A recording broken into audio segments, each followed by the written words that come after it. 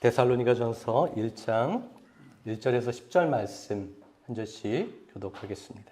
바울과 실로아노와 디모데는 하나님 아버지와 주 예수 그리스도 안에 있는 데살로니가인의 교회에 편지하노니 은혜와 평강이 너희에게 있을지어다.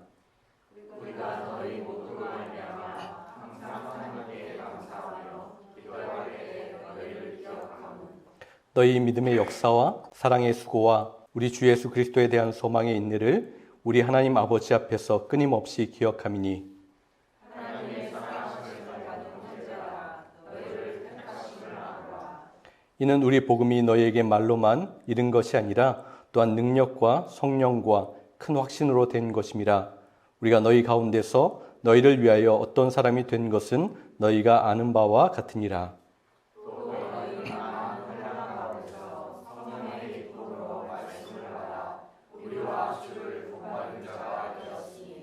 그러므로 너희가 마게도냐와 아가야에 있는 모든 믿는 자의 본이 되었느니라.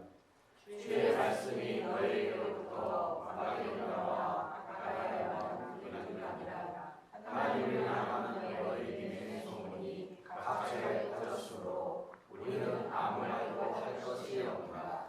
그들이 우리에 대하여 스스로 말하기를 우리가 어떻게 너희 가운데에 들어갔는지와 너희가 어떻게 우상을 버리고 하나님께로 돌아와서 살아계시고 참되신 하나님을 섬기는지와 또 죽은 자들 가운데서 다시 살리신 그의 아들이 하늘로부터 강림하실 것을 너희가 어떻게 기다리는지를 말하니 이는 장래의 노하심에서 우리를 건지시는 예수시니라. 학교 생활을 하거나 사회, 직장, 교회 생활까지도 포함해서요.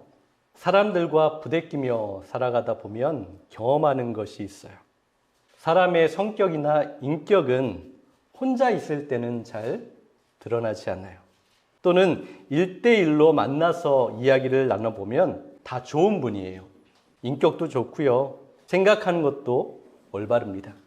여러분 누구나 혼자 있으면 나는 참 괜찮은 사람입니다. 여러분도 본인 스스로 그렇게 생각하지 않으세요? 생각도 반듯하고 열심히 살고 잘 참고 법 없이도 살고 나 같은 사람만 있어봐. 세상이 참 살만할 거야 라는 그러한 생각을 또는 그러한 착각을 우리는 합니다. 그런데 여러분 그것은 더불어 살아가는 누군가를 배제하고 없다라고 가정할 때 그런 거예요. 나 혼자 살면 그래요. 말 걸어오는 사람도 없고 나를 귀찮게 하지도 않고 누가 나를 건드리지도 않아요. 그러니까 괜찮은 거예요. 그런데 그런 걸 경험하면 내 인격이나 내 성깔이 거기에서 드러나게 되는 것이죠. 그런데 우리는 혼자만 살아갈 수 없습니다. 작든지 크든지 공동체 안에서 살아가요. 그 관계 속에 들어가면 그 공동체 안에서 살아가면 끊임없이 그 안에서 갈등을 경험하게 됩니다. 그것은 누군가의 행동이나 말투, 생각이나 무엇이 마음에 안 들어서 그럴 수도 있어요. 때로는 나에게도 있는 뾰족함이나 단점 때문에 힘들 수도 있고 스트레스도 우리는 받습니다. 왜냐하면 다른 성격, 다른 속도, 다른 생각, 다른 취향의 사람들과 함께 어우러져서 부대끼며 살아가기 때문에 내 안에 있는 것이 보이기 싫은 것들이 나타나고 모습이 튀어나올 수밖에 없는 거예요.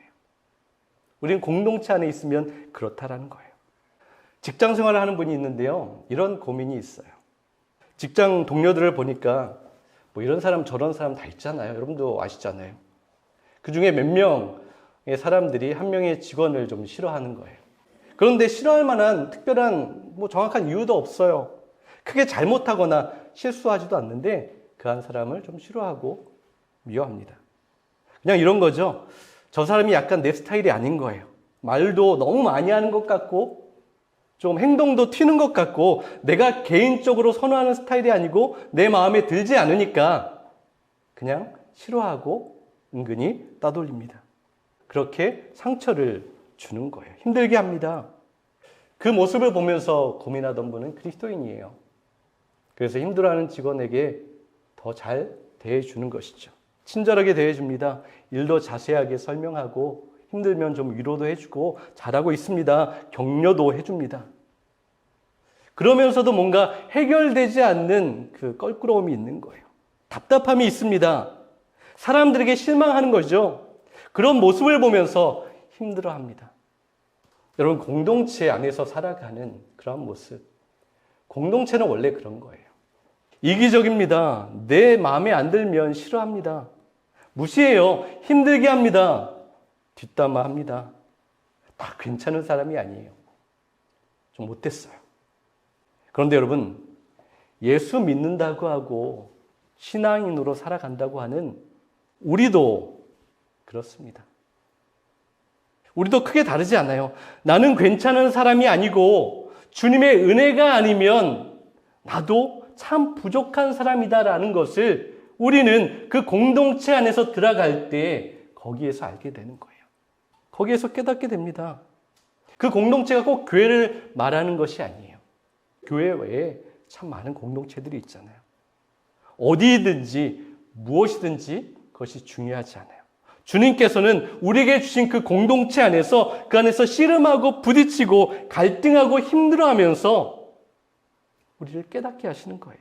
알게 하십니다. 내 자신을 정확히 확인하게 하는 그 무대로 그 작든 크든 그 공동체를 우리에게 허락하신 거예요. 내가 좋은 사람이 아니라는 것을 들키는 장소입니다.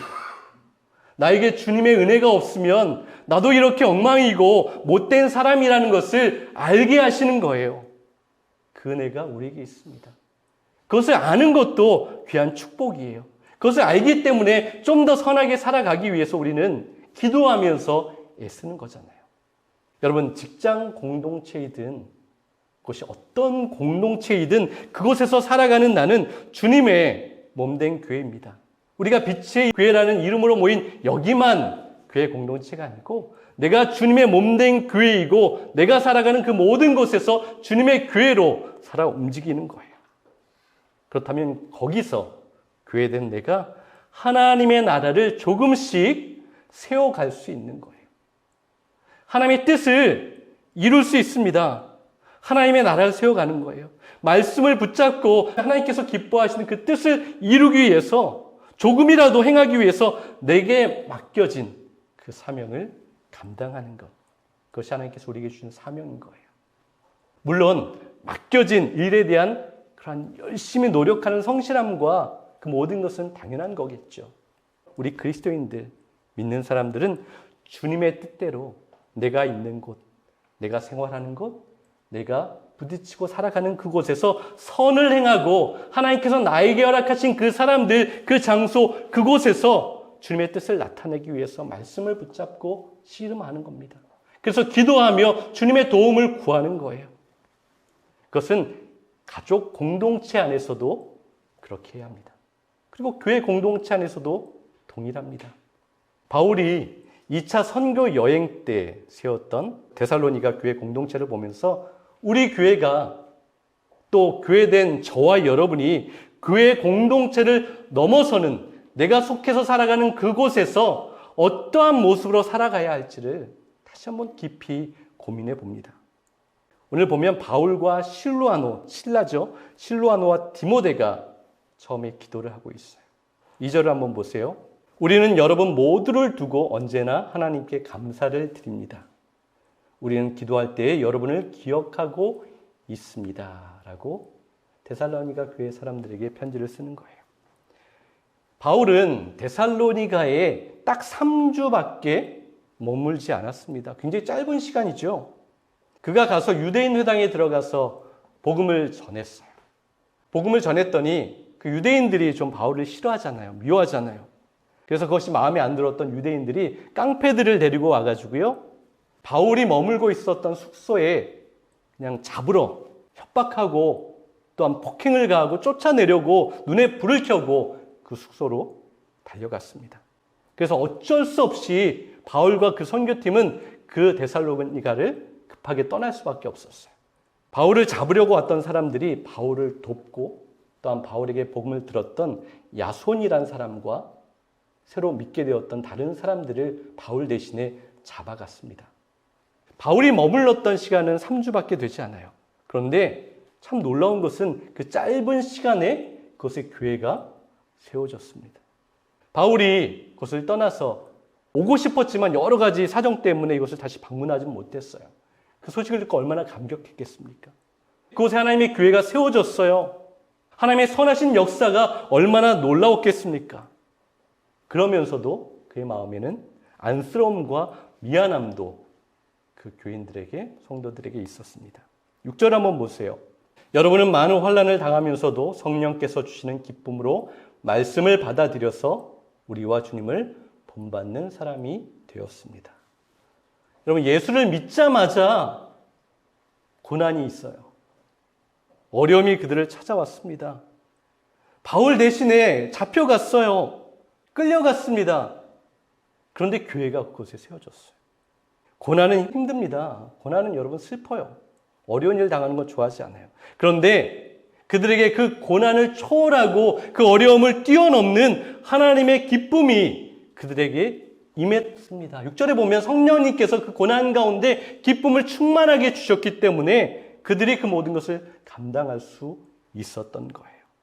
사단은 데살로니가의 교회가 세워지지 않도록 엄청나게 공격했습니다. 바울을 협박했어요. 위협했습니다. 복음을 전하지 못하도록 그것을 막았어요. 그래서 최대한 빨리 그곳에서 내쫓았습니다. 어떻게 보면 성공했는지도 모르겠어요. 복음을 들었던 사람들에게도 두려움을 심어주었습니다. 바울 대신에 잡혀갔어요. 아, 이거 큰일 나겠구나 라는 그러한 생각들이 그들에게 있게 되었어요. 그런데 여러분 보세요. 결과적으로 하나님께서 그곳에 교회를 세우셨어요. 참 놀랍죠? 그 사람들에게 담대함을 주셨어요. 고난과 협박 앞에 무릎 꿇지 않았습니다. 어려움이 있고 고난이 있고 마음이 힘들어도 그들은 포기하지 않았어요. 주님을 바라보며 교회를 함께 세워갔습니다. 물론 데살로니가 교회는 그렇게 크지 않았어요. 엄청나게 눈에 띄는 대단한 일을 하지 않았습니다.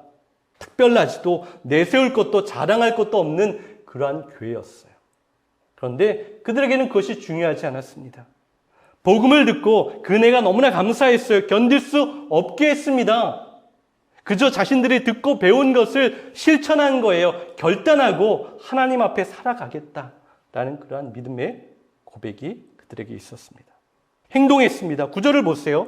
우리가 여러분에게 갔을 때 여러분이 우리를 어떻게 받아들였으며 또 어떻게 우상을 버리고 하나님께로 마음을 돌려서 살아계신 참 하나님을 섬기게 되었는지를 알고 있습니다. 그들이 복음을 딱 들었습니다. 그 전에 어땠죠? 우상을 섬기던 사람들이었어요.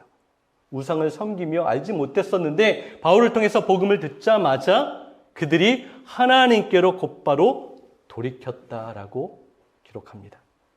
여러분, 하나님께로 마음을 돌린다는 것은 시선의 방향 전환입니다. 잘못 바라보던 곳에서 몸을 돌이켜서 하나님께서 원하시는 곳을 바라보게 된 거예요. 여러분, 우리는 바라보는 쪽을 향해서 갈 수밖에 없어요. 여러분, 뒤를 돌아보면서 반대 방향으로 가는 사람을 보셨어요? 그럴 수 없습니다. 우리는 바라보는 방향을 향해서 나아갈 수밖에 없어요. 그래서 하나님께로 마음을 돌린다는 것은 끊임없는 씨름입니다.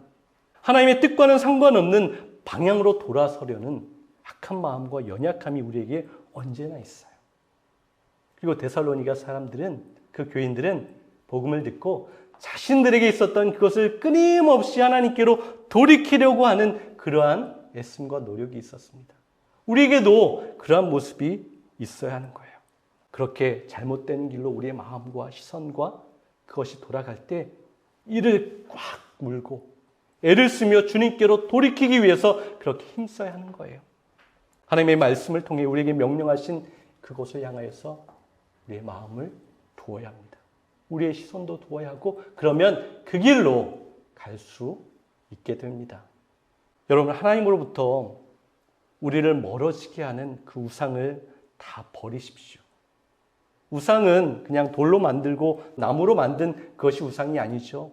우리의 마음에서 하나님보다 더 귀하고 소중하게 생각하는 것, 우리의 마음을 빼앗기는 것이 우상입니다. 그 모든 것을 버리라고 말씀하세요. 데살로니가 교인들은 매 순간마다 그 씨름을 했습니다. 그때마다 성령님께서 어떻게 하셨죠? 그 마음에 기쁨을 허락하셨어요. 버리면 아쉬울 것 같은데, 방향을 꺾으면 망할 것 같은데 하나님께서 이해할 수 없는 기쁨이 넘치게 하세요. 이해할 수 없는 충만함이 그들을 다스렸어요. 그 안에서 그들은 예배하고 하나님을 섬기는 일을 감당했습니다. 3절을 보세요. 그들이 이 일을 감당했는데요. 또한 주님께서 우리에게도 원하시는 그런 소망인 것 같아요. 우리 한번 같이 읽어볼까요? 우리는 여러분이 믿음으로 행한 일과 사랑의 수고와 우리 주 예수 그리스도에 대한 희망을 가지고 인내한 것을 우리 하나님 아버지 앞에서 쉬지 않고 늘 기억합니다. 데살로니가 교인 한 명 한 명이 어떠한 것을 추구하고 힘썼는지를 우리에게 설명해 주고 있어요. 믿음으로 행한 것, 믿음의 역사라고 우리 개역개정에서 읽었는데 믿음의 행동입니다. 믿음으로 하는 일, 그것에 힘썼고요. 사랑의 수고, 주님에 대한 인내를 가지고 참아내었던 것, 그들이 데살로니가 교회 교인들이 했던 거예요. 여러분, 이들은 초신자였습니다. 지금 사도 바울이 이 편지를 쓰고 있는데 불과 한 1년 정도밖에 되지 않았어요. 그러니까 믿은 지 1년밖에 되지 않은 사람들입니다. 물론 그들이 완벽하다라고 바울이 얘기하고 있는 것이 아니에요. 그저 지금 그들이 믿음 안에서 어떻게 쓰고 있는지, 무엇을 추구하고 있는지, 어디에 마음을 집중하고 있는지 그 점을 칭찬하고 있는 거예요. 여러분, 우리는 예수 믿은 지 얼마나 됐습니까? 10년 되셨어요? 30년 되셨어요? 아니면 평생 그리스도인으로 믿음의 생활을 하셨습니까? 그렇다면 그동안 얼마나 나에게 믿음의 행동이 나타났습니까? 믿음으로 행한 것 얼마나 있습니까? 얼마나 사랑의 수고를 했습니까? 얼마나 인내하셨습니까?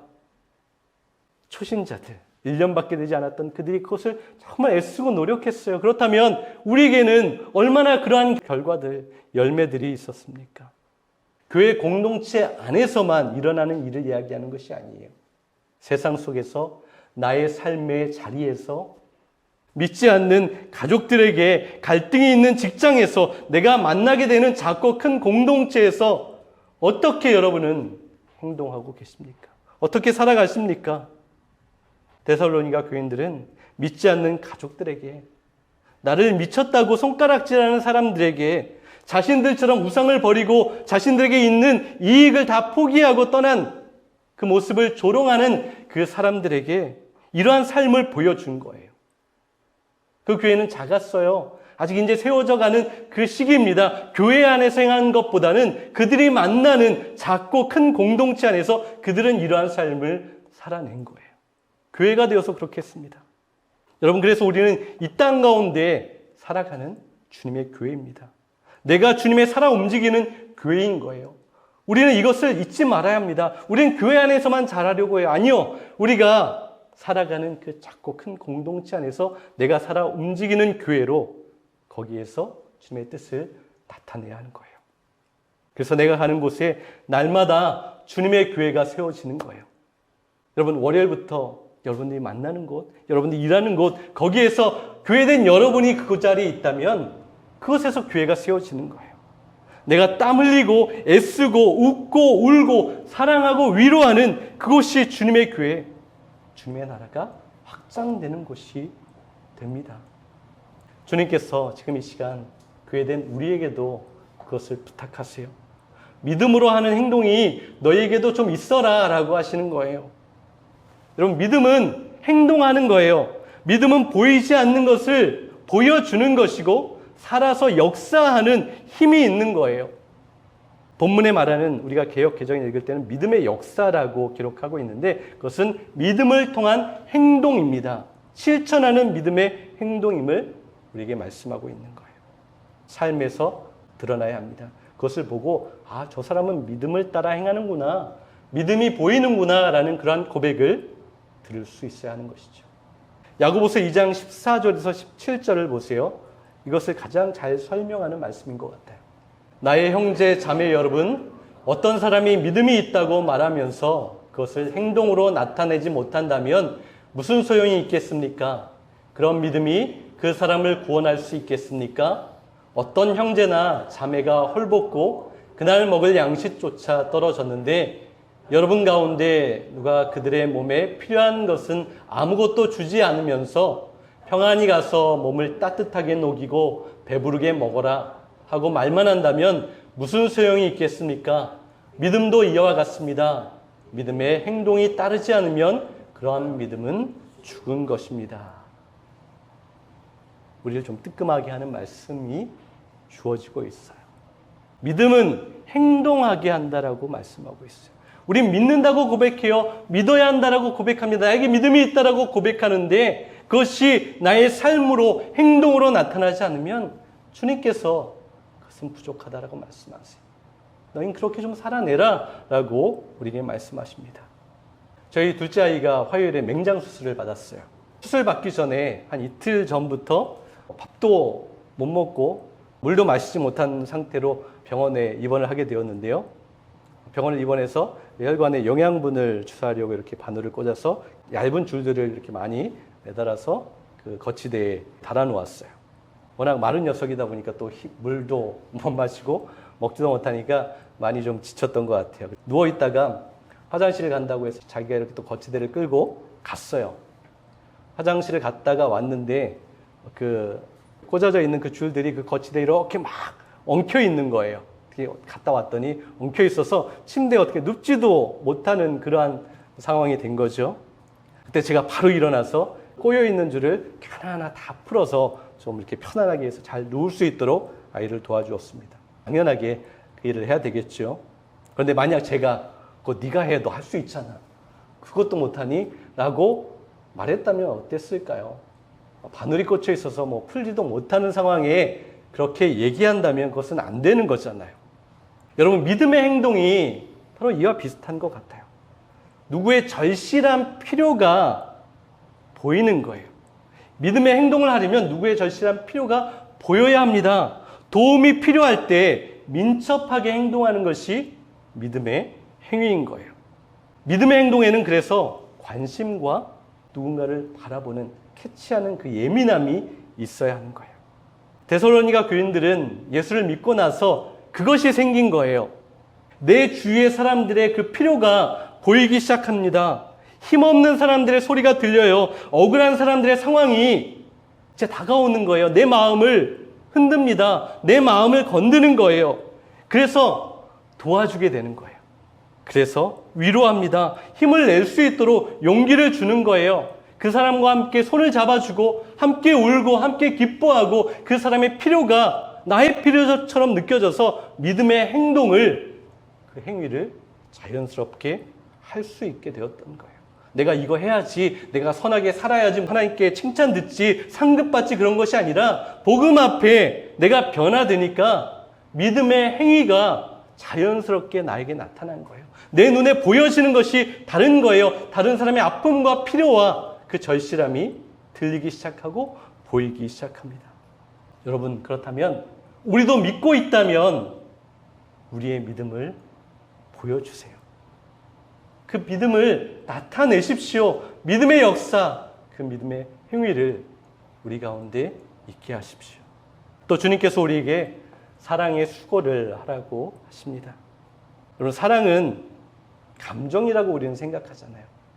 누구를 좋아하고 끌리는 감정이라고 생각하는데 성경에서 말하는 사랑은 그것과 가깝지 않아요. 언제나 사랑은 결단이고 의지입니다. 내 감정에 이끌리는 것이 아니라 내가 마음을 먹는 거예요. 누구를 사랑하기로 마음 먹고 누구를 사랑하기 위한 결단을 하는 거예요. 그래서 오늘 본문에 나오는 사랑의 수고하다라는 그 말에 깊은 의미가 있어요. 이 수고하다는 말은 내 몸에 난 상처라는 의미가 있어요.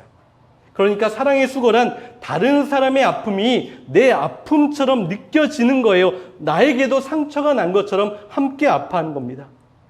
여자분들은 좀 더 잘 이해할 것 같아요. 여러분, 해산의 아픔을 알잖아요. 출산할 때 크게 고통스러워하는 것을 여러분은 경험하셨어요. 그 해산의 고통이 있다라고 여러분 아이를 안 낳겠다라고 하시겠습니까? 아이를 사랑하기 때문에 아이를 태어나게 하기 위해서는 그 아픔과 고통이 있지만 그것을 다 감당하고 기쁨으로 그것을 받아들이는 거예요. 그래서 사랑하면 수고하게 됩니다. 사랑하면 진통하게 되는 거예요. 사랑하면 내 살이 찢어지는 그 아픔을 견디는 거예요. 사랑하면 내 마음이 쓰라린 그 상처 또한 참아내는 겁니다. 여러분, 수고 없는 사랑, 희생 없는 사랑, 헌신 없는 사랑은 있을 수 없어요. 누군가를 사랑한다고 하면서 그냥 받기만 하고 편한 것을 원한다면 그것은 진정한 사랑이 아니에요. 성경에서 말하는 사랑이 아닙니다. 성경에서 말하는 사랑은 나의 헌신과 수고와 아픔과 애씀이 담겨 있어야 진정 사랑이라고 하십니다. 그리고 사랑의 수고라는 말이 또 이런 의미가 있어요. 나의 힘을 떨어뜨리는 것. 이것은 무엇을 의미합니까? 내가 져주는 거예요.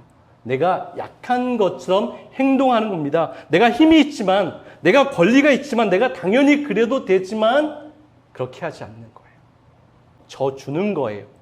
내가 요구하는 것이 아닙니다. 내가 손해보는 거예요. 내가 한 번 더 양보하는 겁니다. 그럴 수 있다라고 이해해 주는 거예요. 이것이 사랑의 수고인 거예요. 여러분, 그래서 사랑에는 수고가 필요한 거예요. 고통이 따릅니다. 땀 흘려야 돼요. 하기 싫어도 정말 견디기 어려울 때가 많아요. 무너지고 쓰러질 것 같지만 그래도 이 사랑의 수고를 너희는 감당하라고 주님께서 말씀하시는 거예요. 사랑의 수고를 하는 것 참 힘들지만 그럼에도 우리는 감당할 만한 그 이유가 충분히 있어요. 그것은 우리 주님께서 저와 여러분을 위해서 그렇게 상처 입으시고 우리에게 져주시고 우리가 그렇게 약하고 하나님의 뜻 가운데 살아가지 못했던 그런 모습이 있었는데도 불구하고 우리 주님은 그렇게 우리를 사랑해 주셨습니다. 그래서 우리도 그 사랑을 받았다면, 그 사랑을 알고 있다면 우리에게 맡겨진 이 사랑의 수고를 날마다 내가 만나는 작고 큰 공동체 안에서 그 일을 감당해야 합니다. 사랑하는 여러분, 가정에서, 직장에서, 삶의 여러 자리에서 여러분 주님의 교회로 살아가십시오. 믿음으로 행동하세요. 믿음으로 사는 결단을 보여주세요. 주님의 손과 발이 되십시오. 사랑의 수고를 감당하세요. 참으며 사랑하세요. 견디며 사랑하세요. 힘들어도 사랑하세요. 여러분, 내가 좀 더 힘든 거예요. 내가 좀 더 섬기는 겁니다. 내가 좀 더 참는 거예요. 내가 누군가를 돕는 겁니다. 이해하는 거예요. 그것이 사랑의 수고이고 끝까지 주님께서 우리를 위해서 행하시는 것들을 인내하며 기다리는 거예요. 우리는 참 기다리지 못해요. 인내하지도 못합니다. 그런데 예수 믿는 사람, 주님의 교회로 부르심을 받은 우리는 끝까지 인내하라고 주님께서 주신 그 능력으로 인내하라고 말씀하십니다. 그렇다면 우리는 그렇게 그 선한 일을 하면서 또 한번 참아내는 거예요. 또 한번 인내하는 것입니다. 우리의 일상은 참 작고 위대하지 않아요. 내가 살아가는 하루하루를 보면 이게 내가 꿈꿔왔고 내가 계획했던 인생이 맞나라는 생각이 들 때도 있어요. 특별하거나 눈에 띄지 않아요. 그러나 여러분, 하나님은 우리의 그 모든 삶을 기억하십니다. 우리의 보잘것없는 것까지도 주님은 다 기억하고 계신다라는 사실을 믿으시기 바랍니다. 바울이 하나님을 대신해서 그 데살로니가 교회 성도들, 작고 연약한 공동체에게 이것을 알게 하셨어요. 2절에서 3절 그렇게 말하고 있어요. 여러분을 기억합니다. 쉬지 않고 늘 언제나 끊임없이 여러분을 기억합니다. 그것은 단지 사도 바울의 말이 아닙니다. 하나님께서 내가 너희들을 기억한다. 내가 언제나 너희들을 끝까지 기억하고 내가 너희들을 알고 있다라는 그러한 위로의 말씀으로 그들에게 주실 거예요. 힘든 그 상황 가운데 있는 그들에게 그러한 위로의 말씀을 주셨어요. 내가 널 언제나 끊임없이 기억한다. 이 의미는 무엇입니까? 이것은 하나님의 시선이 거기에 머문다라는 그러한 의미인 거예요. 여러분, 하나님의 시선이 저와 여러분에게 머물러 있다라는 거예요. 그렇게 믿음의 행동을 실천하기 원하고 사랑의 수고를 감당하기 원하며 인내하는 우리에게 그 주님의 시선이 우리에게 머물러 있습니다. 우리를 바라보십니다. 그것은 날카로운 시선이 아니겠죠. 정말 따뜻하고 위로하며 너희들 그래 할 수 있어. 잘하고 있어. 좀 더 힘내라는 그러한 위로와 격려의 그 시선이 우리에게 머물러 있습니다. 그러니까 여러분 실망하지 마세요. 이 믿음의 길을 계속해서 가십시오. 끊임없이 우리를 기억해 주십니다. 주님의 시선이 머무는 자답게 그렇다면 기쁨과 감사와 감격함으로 담대함으로 우리에게 맡겨진 하루하루를 잘 살아내는 저와 여러분 될 수 있기를 간절히 소망합니다.